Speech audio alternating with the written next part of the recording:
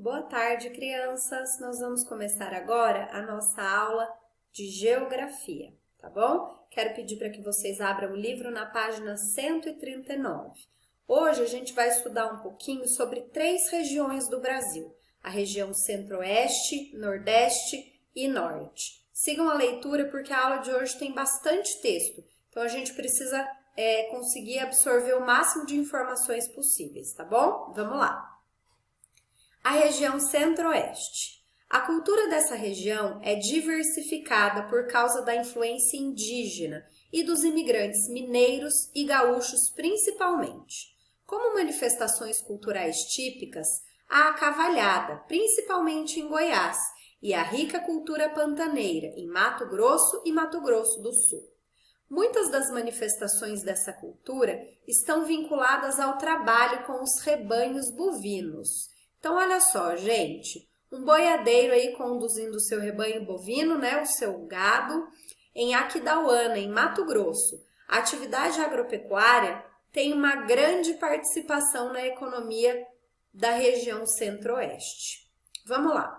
Quanto à composição étnica da região Centro-Oeste, de acordo com os dados estatísticos do IBGE, 53% da população se declarou parda, cerca de 9% se declarou preta e aproximadamente 37% se declarou branca. Amarela e indígena correspondem a pouco mais de 1% da população em 2018. Na culinária, tem-se arroz com pequi, fruta típica da região, sopa paraguaia, que na verdade é sólida e não líquida, arroz carreteiro, arroz boliviano e muitos pratos com peixe de água doce, incluindo os assados. Então aqui nós temos 2 imagens, a primeira de arroz com pequi, que é um prato típico de Goiás, e a segunda um peixe assado, que é uma tradição pantaneira. Bom, agora que a gente já conheceu um pouquinho da região Centro-Oeste, a gente vai para a região Nordeste, tá bom? Vamos lá! A região Nordeste foi uma das mais importantes economicamente durante o período colonial. Por isso, ela recebeu diversos imigrantes europeus, incluindo os colonizadores portugueses e holandeses, além dos africanos de diversos países, como Angola e Moçambique, na condição de escravizados para trabalhar de forma forçada nas lavouras de cana-de-açúcar e em outras atividades do período. Na sua composição étnica, é marcante a presença dos negros. Em 2018, eles representavam cerca de 11% do total de habitantes. Pardos e brancos correspondiam a aproximadamente 63% e 25% da população, respectivamente. Bom, a cultura da região é uma das mais ricas e complexas do país. Entre as principais manifestações culturais estão os elementos da religiosidade, a música e a dança, com destaque para o frevo, o forró e o axé. Vamos parar um pouquinho e olhar a imagem aqui, ó. O axé é um estilo musical típico e tradicional da Bahia. Na imagem tem uma apresentação de um grupo nas ruas de Salvador, que é a capital da Bahia. Vamos lá para o texto, a tia parou aqui, ó. É importante mencionar que as comunidades remanescentes de quilombos, que eram os locais onde os descendentes dos quilombolas, pessoas negras que escapavam da escravidão, se refugiavam, eles mantêm a cultura de seus antepassados. As fotografias a seguir mostram 2 das mais importantes manifestações culturais nordestinas. A tapioca, preparada à base de goma de mandioca e recheada com carne seca, e o vaqueiro, figura típica da região do sertão, com a sua vestimenta de couro. Esse tipo de roupa é fundamental para proteger o vaqueiro da espinhosa vegetação da caatinga.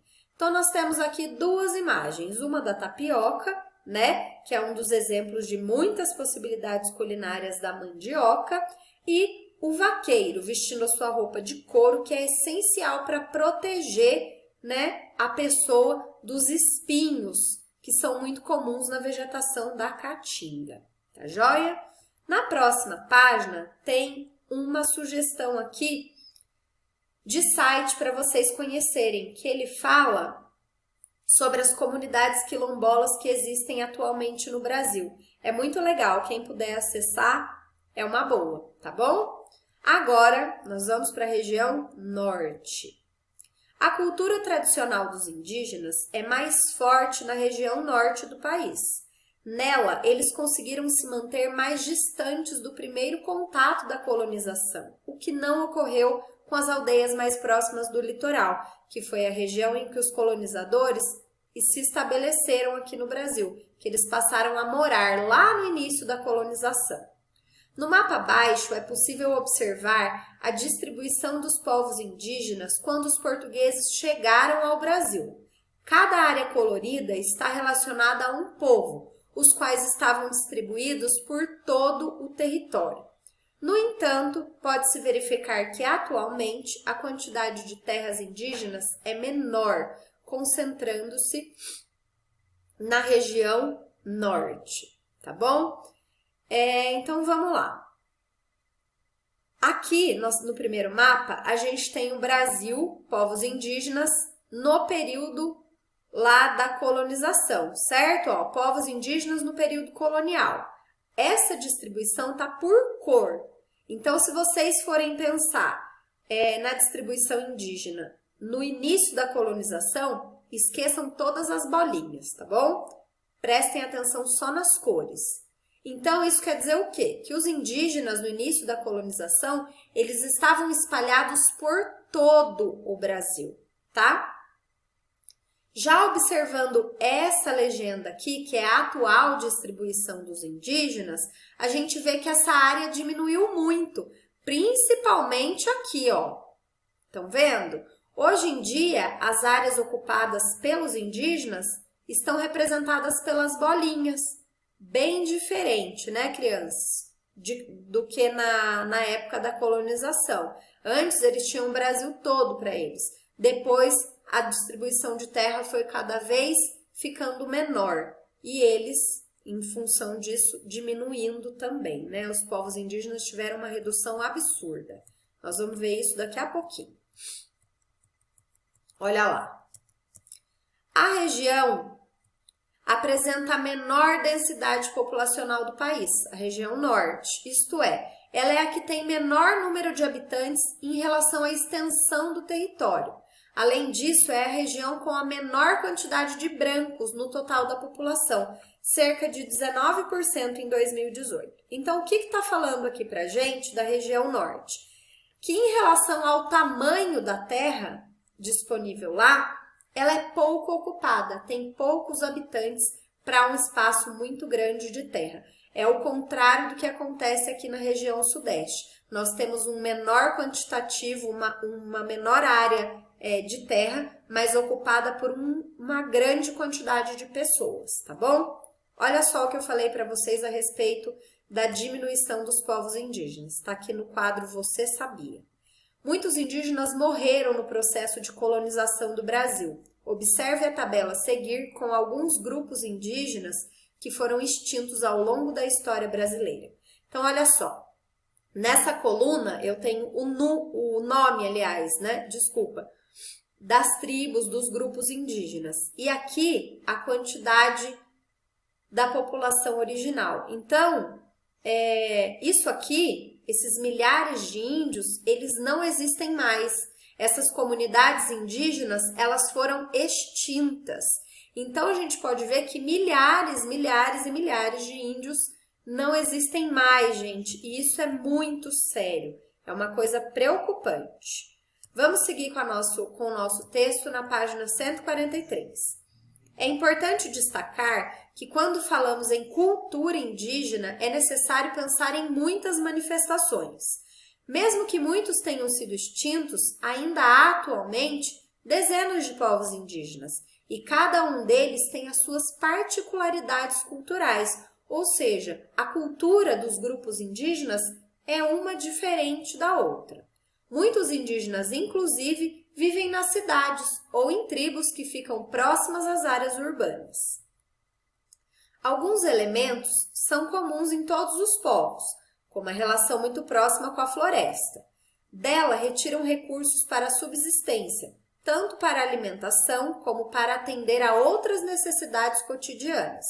Algumas dessas riquezas naturais foram incorporadas aos hábitos alimentares de grande parte dos brasileiros, como o açaí e a mandioca. Então, olha a primeira imagem, frutos do açaí, alimento típico da região norte. A mandioca é muito apreciada, por exemplo, no Pará. Bom, aqui a gente também tem o açaí, mas é de uma maneira diferente se comparada à maneira que eles consomem lá no norte. Vamos lá. Na região norte também há grandes festas populares.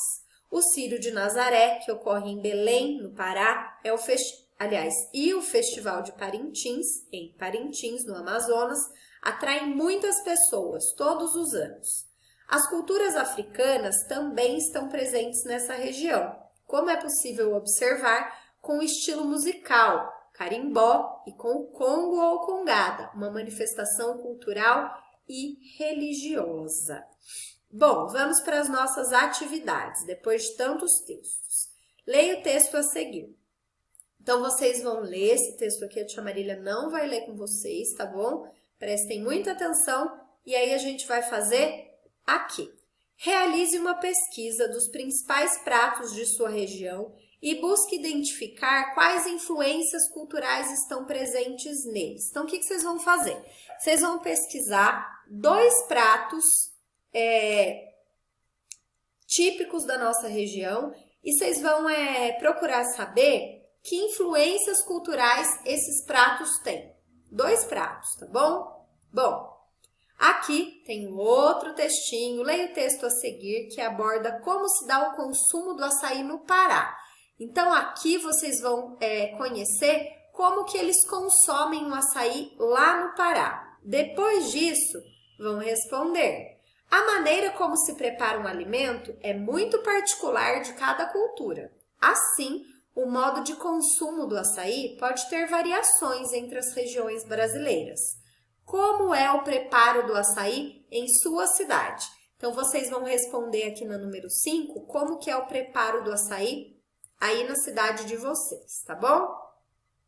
Último exercício de hoje. Analise a tabela e complete o mapa da página seguinte de acordo com os dados apresentados. Então, vocês vão olhar toda essa tabela aqui, que tem o nome dos estados nesta coluna e a população autodeclarada indígena nessa coluna, de acordo com o censo em 2010, tá bom, gente? Olhem com muita atenção e nós vamos lá para a página 146 para fazer as atividades. Primeiro, pinte de vermelho no mapa os 3 estados com maior concentração de indígenas e de azul os 3 estados com menor concentração de indígenas. Aonde que eu vou achar isso? Na tabela. Então, vocês vão pintar os 3 estados com maior concentração indígena de vermelho e os 3 estados com menor concentração indígena de azul, certo? Consulte a tabela. Depois, crie um título para o mapa e depois faça uma legenda para o mapa. Aqui, ó, vocês vão colocar o nome dos estados, tá? E aqui, estados com maior concentração indígena e aqui estados com menor concentração indígena, tá bom? Qualquer dúvida me chamem. Bons estudos, crianças. Um beijo.